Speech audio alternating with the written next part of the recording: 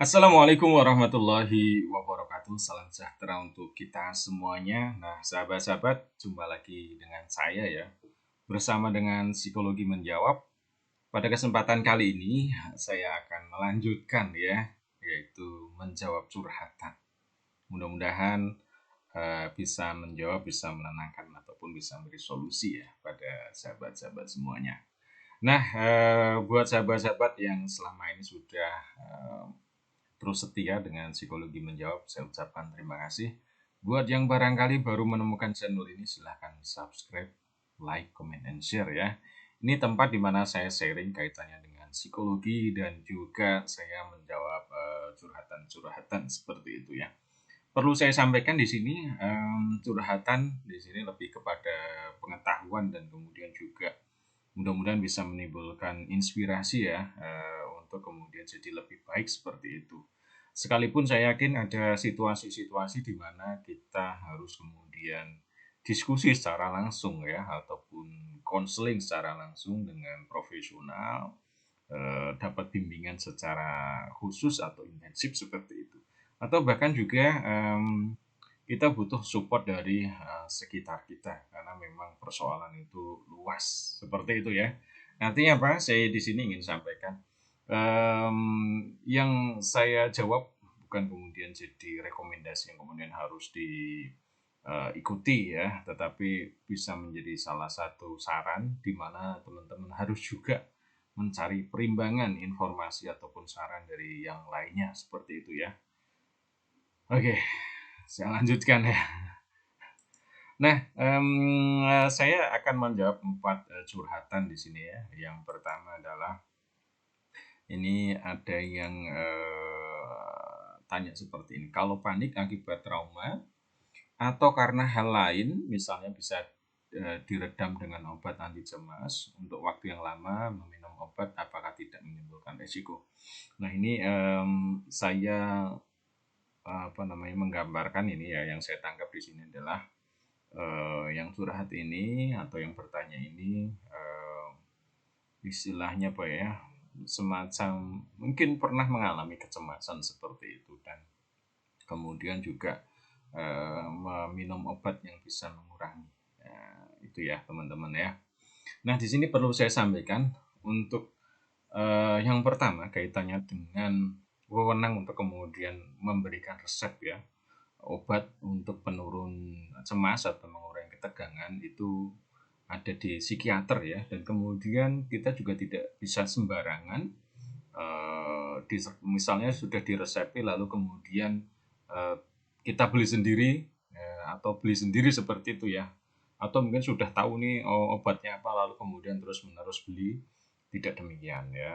Tentu di sini untuk katakanlah untuk mendapatkan obat itu juga harus berkunjung, melakukan pemeriksaan di situ ya, ke psikiater, lalu kemudian psikiater tentu akan melihat prosesnya seperti apa ataupun tingkat kecemasan seperti apa, lalu kemudian diresepi ya.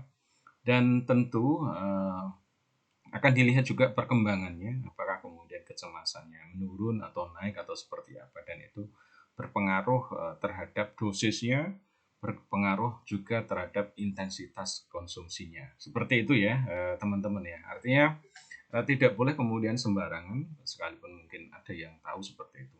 Saya psikolog, yang jelas juga di luar wewenang saya. Artinya tidak juga bisa meresepi gitu ya. Nah, apakah kemudian di sini dalam waktu yang lama meminum obat apakah tidak menimbulkan resiko?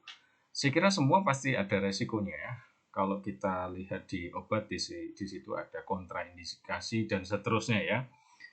Oleh karena itu di dalam mengkonsumsi itu juga tadi saya sampaikan harus dengan panduan, harus dengan arahan ahlinya. Kalau di sini berarti adalah psikiater ya, yang punya wewenang, yang punya hak, yang punya keahlian ya. Jadi mohon untuk sahabat-sahabat yang barangkali mengalami semacam cemas ataupun trauma ya, jangan sembarangan seperti itu ya. Lebih-lebih mungkin hanya katanya gitu ya. Mungkin ada teman atau mungkin kita baca-baca, wah ini obat ini bisa di ini ya, seterusnya ya, terus diminum. Nah, jangan sampai kemudian justru merugikan diri sendiri atau justru tadi menimbulkan resiko-resiko, bukannya kemudian jadi pulih, malah justru menimbulkan persoalan baru. Seperti itu ya. Nah, kalau saya dari perspektif psikologis ya, kecemasan ataupun persoalan-persoalan psikologis itu pasti ada penyebabnya. Pasti ada penyebabnya. Dan kecemasan itu sebenarnya adalah menunjukkan adanya permasalahan yang kita hadapi. Maka kecemasan itu nanti akan menimbulkan gejala-gejala ya di dalam fisik ya, yang mungkin misalnya jantungnya jadi berdebar lebih dari biasanya, atau kemudian juga ada rasa takut, was-was, seperti itu, pikiran-pikiran negatif. Itu adalah reaksi-reaksi ataupun gejala secara pikiran mungkin ya, perasaan atau bahkan fisik. Nah, obat-obat itu tujuannya adalah memang untuk mengurangi gejala itu semuanya ya, untuk menurunkan. Kalau tidak turunkan bahkan dikhawatirkan menimbulkan persoalan yang lebih besar seperti itu. Nah, yang paling penting sebenarnya adalah kita harus tahu sebenarnya masalahnya apa gitu ya. Misalnya contohnya hal yang sederhana. Ketika kita menghadapi ujian misalnya ya, saya yakin ada kecemasan dalam diri kita ya. Semacam, wah jangan-jangan nanti saya kalau nggak lolos seperti apa. Atau bahkan ketika besoknya ujian itu udah nggak bisa tidur. Itu bagian dari tanda kecemasan. Atau kemudian saat mengerjakan udah keringat dingin keluar. Itu bagian dari kecemasan. Tapi kita menyadari bahwa, oh cemas saya ini karena saya sedang menghadapi ujian. Ya, kenapa kemudian kalau kita renungi secara lebih jauh ini sebagai contoh ya, oh ternyata ini saya kurang persiapan. Nah, solusinya adalah bagaimana kemudian ini dilakukan persiapan terhadap ujiannya gitu ya, dilakukan dengan baik, persiapan-persiapan itu disiapkan, ya belajar. Kalau kemudian perlu untuk bertanya. Artinya apa? Kita perlu untuk menginventarisasi kecemasan-kecemasan yang kita rasakan itu sebenarnya penyebabnya apa, dan penyebab itu yang kemudian disolusikan gitu ya teman-teman ya. Nah, untuk lebih lanjut untuk kemudian mendalaminya itu alangkah lebih bagus kalau teman-teman berkonsultasi langsung ya di sini ya. Bisa ke psikolog ya ketika memang itu untuk penyelesaian masalah-masalah tanpa obat. Kalau kemudian membutuhkan dan mungkin sudah selama ini menggunakan membutuhkan obat dan sudah ke psikiater, nah juga kemudian didalami. Artinya teman-teman sendiri harus juga berproses gitu ya. Apa sebenarnya penyebabnya, apa masalahnya, dan itu yang kemudian coba untuk disolusikan.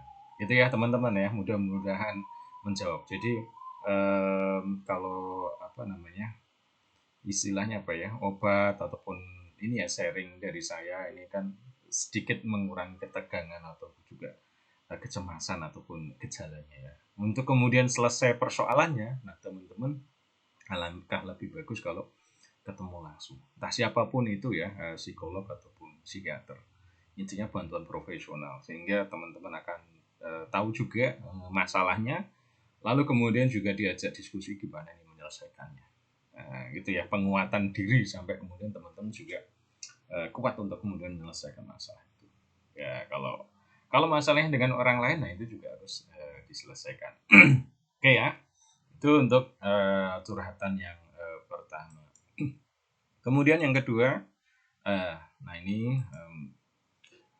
aku punya rasa takut akan penilaian orang lain ya. Mohon bantuannya karena hal itu sudah sangat mengganggu. Nah ini ya,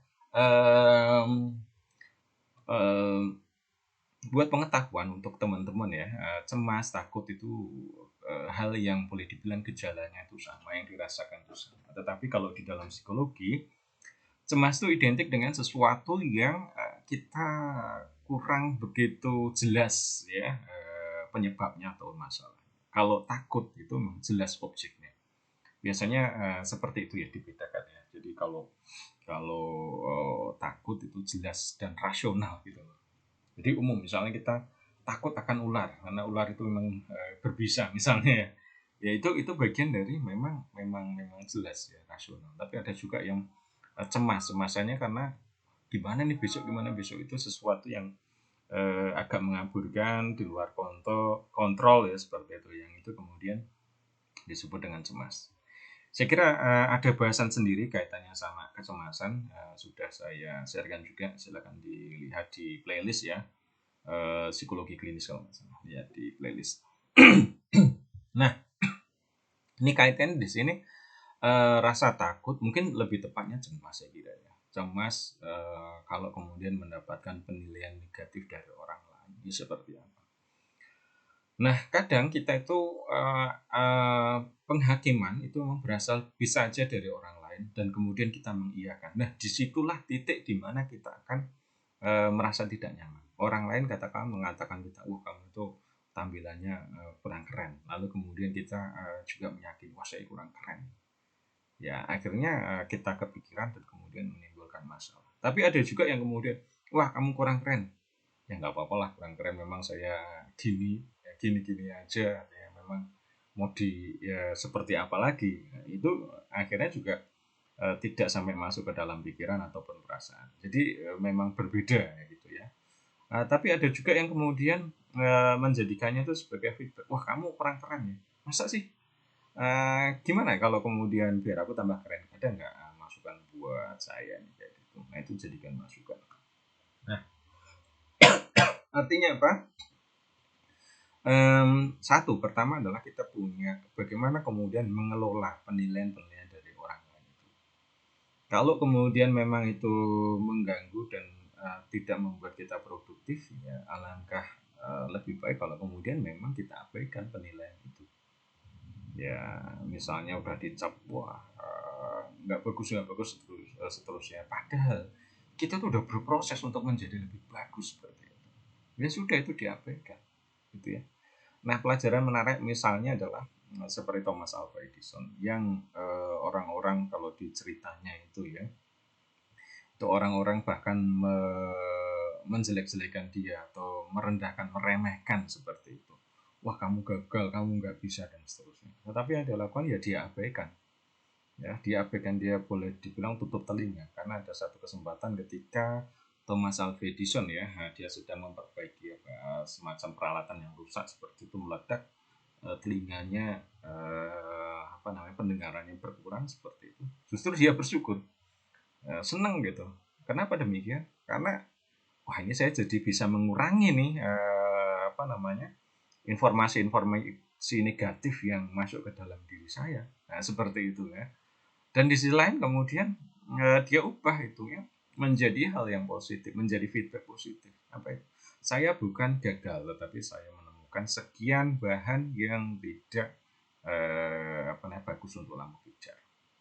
Nah itu teman-teman. Jadi bagaimana kemudian kita mengelola kalau penilaian itu, pertama mungkin kalau memang sudah nggak bisa, coba untuk ya diabaikan, padahal kenyataannya kita udah berproses coba jadi lebih baik, tapi tetap dicap nggak bagus juga, ya sudah, mungkin memang suara orang seperti itu ya. Sampai kemudian kita berproses, mungkin kita juga sampai membuktikan bahwa wah kita itu sudah berhasil ya. Jawablah penilaian-penilaian negatif itu dengan tindakan-tindakan yang positif, dengan pencapaian-pencapaian yang luar biasa.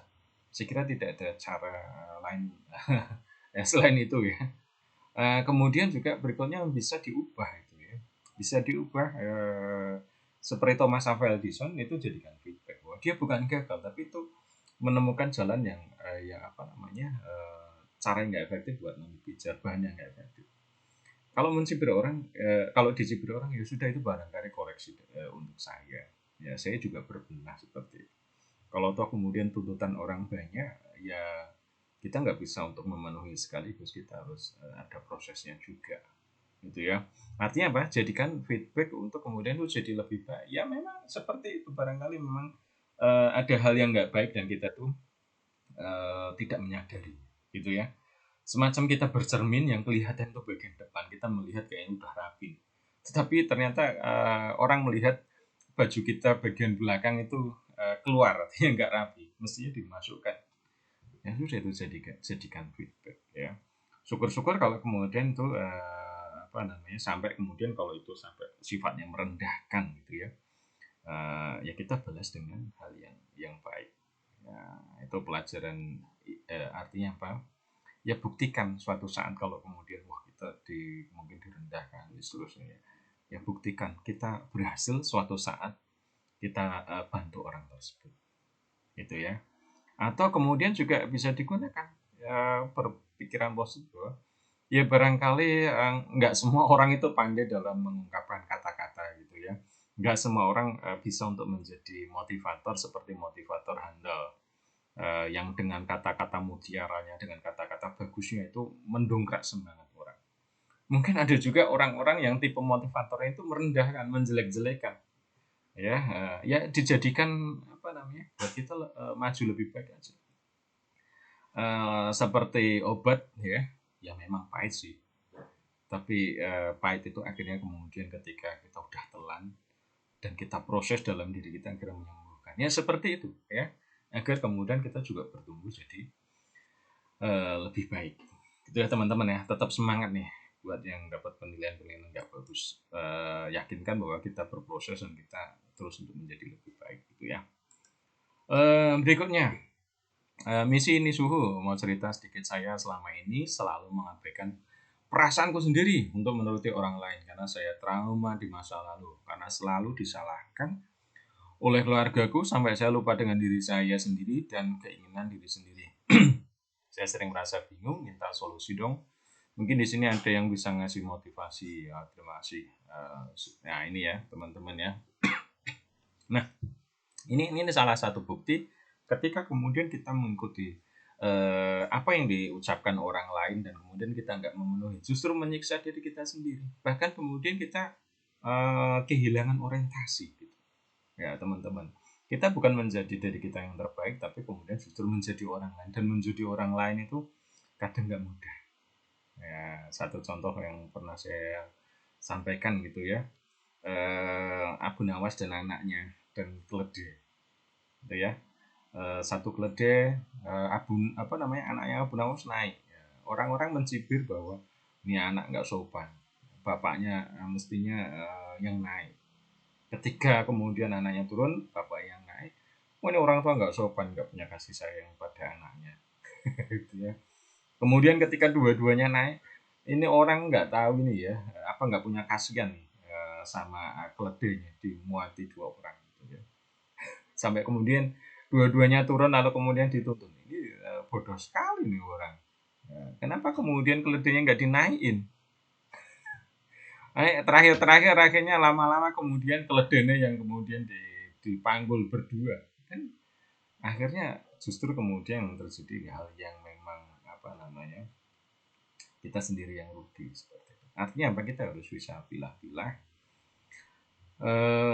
harus ada semacam istilahnya berinteraksi ya, di mana hal yang positif dari sekitar kita ambil, dan ada hal-hal prinsip yang harus kita pegang. Kita harus punya prinsip, kita harus punya visi dalam kehidupan ini. Coba renungkan dalam diri kita ya, sebenarnya apa yang ingin kita capai dalam kehidupan ini. Kita harus punya prinsip, kita harus punya tujuan terlebih dahulu. Saya analogikakan seperti ini. Orang yang nggak punya tujuan, nggak punya prinsip ya, ketika kemudian di jalan misalnya ditawari tukang ojek, mengiyakan aja gitu, yuk ikut ke sana. Terus kemudian ditawari bis, ikut juga. Sampai bandara ditawari ikut juga, dan kita nggak kemana-mana akhirnya, malah justru kemudian salah arah, salah langkah. Nah paling nggak kita harus punya tujuan. Misalnya tujuannya kita mau kemana, mau ke Singapura seperti itu ya. Walaupun mungkin kita ketemu dengan entah tukang ojek, entah taksi dan seterusnya, yang bahkan membuat kita tersesat, membuat kita tertipu. Tapi itu pelajaran bagi kita, ya. Dan kita tetap punya pegangan bahwa kita akan ke Singapura, ya. Dan jangan sampai kemudian kita justru menjauh dari mimpi-mimpi kita, menjauh dari visi kita, menjauh dari prinsip kita. Itulah pentingnya di situ. Maka teman-teman, buat sahabat ini ya, coba direnungkan kembali ya, apa yang penting bagi Anda, apa sih yang ingin Anda capai. Apa sih prinsip Anda? Apa sih misi Anda? Apa sih visi Anda dalam hidup ini? Sehingga kemudian segala hal yang kemudian ada ya, katakanlah mungkin orang lain, sekitar kita, teman, orang tua, seterusnya. Yang mereka adalah jadikan feedback partner, di mana kemudian menjadi jalan untuk kemudian kita sampai pada tujuan. Ya, banyak orang dalam kehidupannya kadang tidak punya itu, tidak punya cita-cita, nggak punya tujuan, nggak punya prinsip. Yang terjadi adalah yang menurut orang lain baik dia ikuti, yang menurut orang lain baik dia ikuti. Lalu kemudian ternyata baik di sini belum tentu baik di sana. Bingung akhirnya, putus asa akhirnya, tidak kemana-mana hidupnya, bahkan kemudian mungkin menyerah dalam kehidupan.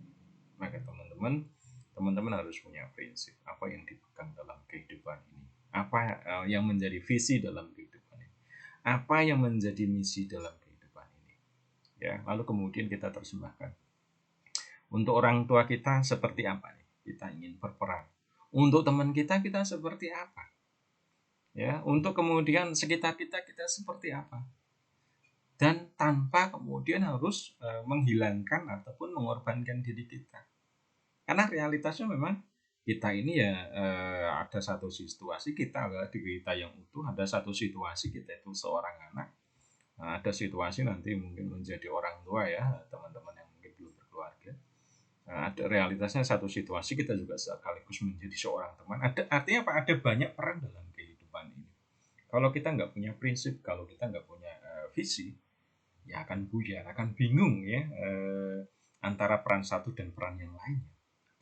Ujung-ujungnya nanti kemudian salah berperan, bahkan kemudian tidak bisa berperan.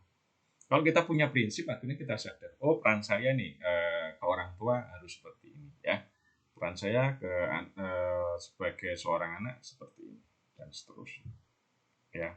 Kalau mungkin nanti dalam perjalanan mungkin ada semacam mungkin agak konflik peran gitu ya, ini saya antara menjadi mungkin menjadi seorang suami atau seorang istri, lalu kemudian menjadi anak, ini seperti apa itu ya. Kalau itu urusannya sama orang, maka ya harus didiskusikan, didiskusikan dengan orang-orang yang bersangkutan. Nah, artinya harus ada negosiasi akhirnya, nggak bisa selesai dipikirkan sendiri, nggak bisa kalau itu urusannya sama orang lain. Kalau itu sama pasangan yang diobrolin ya. Ini yang saya alami, yang saya rasakan gimana baiknya. Kalau sama orang tua, ini saya punya cita-cita seperti ini, saya ini sudah berkeluarga, harapannya seperti ini, gimana ya gitu ya. Nanti akan ada negosiasi, akan ada titik temu. Itu ya teman-teman ya, mudah-mudahan menjawab. Mungkin kalau agak kurang bisa dipahami juga diputar ulang. Barangkali dengan memutar beberapa kali itu akan menangkap apa yang saya sampaikan ya. Intinya adalah kita harus punya prinsip, punya visi, punya cita-cita, lalu kita terjemahkan peran kita apa saja, dan coba kita perimbangkan peran ya. Kalau kemudian terjadi konflik peran ya, dan itu melibatkan orang lain, maka memang kita harus berdiskusi dengan berbagai orang yang bersangkutan. Harus ada titik temunya. Itu ya, nggak bisa dipikirin sendiri, nggak akan selesai nanti. Nggak selesai dengan diem-diem, karena itu masalah dengan orang lain ya. Harus kemudian kita berbicara. Nah, kalau sudah berbicara, saya yakin nanti akan ada langkah selanjutnya di situ ya, mungkin action ataupun yang lainnya. Oke. Itu yang ketiga. Sekarang yang keempat. Selamat malam semua. Saya bercerita sedikit, mental saya benar-benar down ya. Saya sering dibully sama teman-teman saya dan selalu disalahkan di dalam keluarga saya. Sampai saat ini saya kehilangan kepercayaan diri. Terima kasih untuk yang sudah membaca setidaknya beban pikiran saya. Itu ya. Nah ini ya, bullying itu adalah, kalau bahasa kita itu perundungan ya. Bisa secara lisan ya, menggunakan kata-kata yang merendahkan, bisa secara tindakan ya, bentuknya kekerasan ya. Bisa kemudian secara emosi ya, mungkin mengabaikan, tidak memperhatikan seperti itu. Memang tidak nyaman ya orang yang kemudian dibully. dia akan merasa sendiri, dia akan merasa tersakiti gitu ya.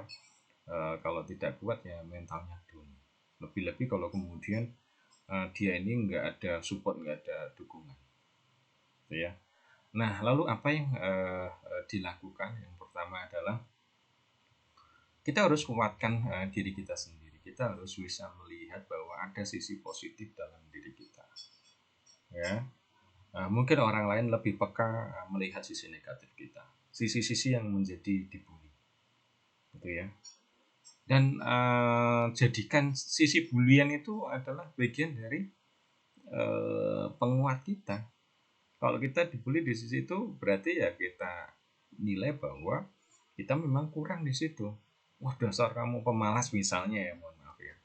Ya barangkali kita memang pemalas, ya harus kemudian kita lakukan perbaikan, gitu ya. Kalau itu sifatnya fisik, saya kira kita bisa jawab misalnya, saya belajar dari orang yang waktu itu memang fisiknya nggak sempurna ya. Lalu kemudian ada yang orang yang membuli. Jawaban dia apa?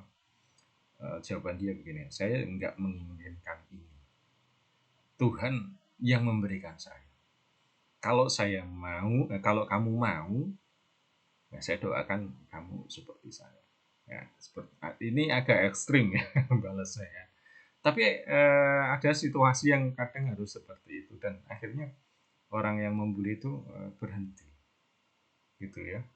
Nah makanya kan kita tuh nggak boleh untuk menjelek-jelekan orang lain, terutama yang kaitannya sama fisik bawaan orang. Karena itu memang kalau kita cermati, kalau kita pahami, orang itu sendiri tuh nggak ingin itu, nggak ingin gitu ya.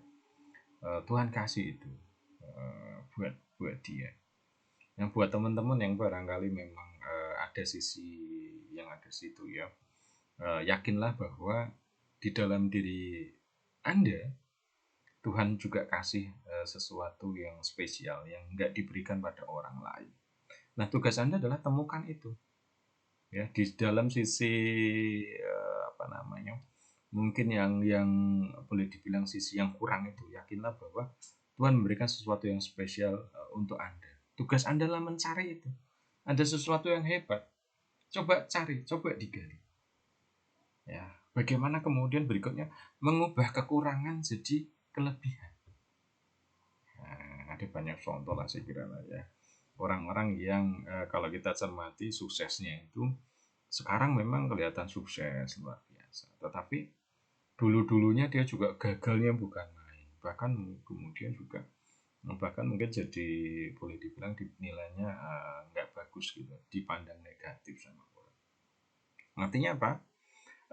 Ternyata sisi-sisi kekurangan itu dia berhasil proses dan itu menjadi batu loncatan bagi dia untuk menjadi seorang yang sukses, ya. Dan itu yang membuat cerita hidup seseorang itu jadi menarik, ya. Kalau kemudian misalnya nih orang udah bapaknya udah sukses, udah kaya, udah luar biasa, anaknya sukses luar biasa seperti bapaknya, itu hal yang biasa. Ceritanya ya seperti itu dan mungkin orang bilang ya wajar lah karena bapaknya sudah seperti itu. Tetapi kalau kemudian Anda ya biasa-biasa, sebenarnya biasa-biasa aja orang tuanya, tetapi Anda memproses diri Anda jadi hebat, itu hal yang luar biasa. Ya, ceritanya akan menarik ya. Kalau ditulis dalam buku kisah berita itu menarik. Anaknya orang biasa jadi luar biasa, seperti itu ya. Atau dulunya bukan siapa-siapa, sekarang sudah jadi siapa-siapa. From apa itu? Anyone ya, to be someone misalnya itu. Jadi menarik ya. Bukan siapa bukan apa-apa, sekarang menjadi siapa-siapa, artinya jadi orang luar biasa. Itu ya teman-teman. Lalu kemudian berikutnya apa? Mau nggak mau kita harus mencari dukungan ya. Ketika lingkungan katakanlah banyak bullying gitu ya, ya kita harus mencari dukungan. Dukungan dalam arti apa? Yang bisa mensupport, yang bisa membuat semangat kita itu jadi lebih bagus. Carilah teman yang yang bisa memotivasi. Carilah guru yang bisa memotivasi. Atau memang kalau udah kayaknya nggak kuat banget nih, ya sudah cari psikolog ya, untuk kemudian konsul, untuk kemudian membantu menghilangi trauma-traumanya, cemasnya, lalu kemudian membantu menguatkan diri, ya menata lagi kehidupan biar jadi lebih optimis gitu ya. Dan kemudian juga tidak kalah penting, kalau memang dibutuhkan katakanlah lingkungan itu memang nggak sehat, ya harus pindah ke tempat lain, cari lingkungan yang sehat ya. Nasihat menarik kalau di dalam orang sudah berkeluarga itu katanya ya, ketika mencari rumah bukan semata-mata mencari lokasinya di mana, strategis dia murah, enggak seperti itu. Tapi pertama yang dicari adalah tetangganya katanya. Jadi cari nih lingkungan sosialnya seperti apa, tetangganya itu seperti apa. Kalau baik-baik, nah itu jadi prioritas pertama. Soal mungkin nanti harga, soal kemudian strategis atau enggak, itu ternyata pilihan kemudian. Nah, artinya apa, kita harus juga mencari lingkungan yang positif ya. Bisa gabung dengan komunitas-komunitas mungkin online ya, ada juga support-support secara online baik itu di Facebook ataupun yang lainnya, di mana teman-teman mendapatkan support. Atau kemudian memang lingkungan real ya, kumpul-kumpul lah sekarang, mulai luaskan pergaulan, tunjukkan diri kita. Barangkali selama ini kita memang nggak menunjukkan bahwa kita tuh punya potensi, punya bakat, sehingga yang terjadi lah orang menilai wah kita tuh nggak punya kemampuan ya, sehingga dinilainya tuh hal yang negatif-negatifnya. Itu teman-teman ya, mudah-mudahan menjawab ini buat sahabat ini semuanya.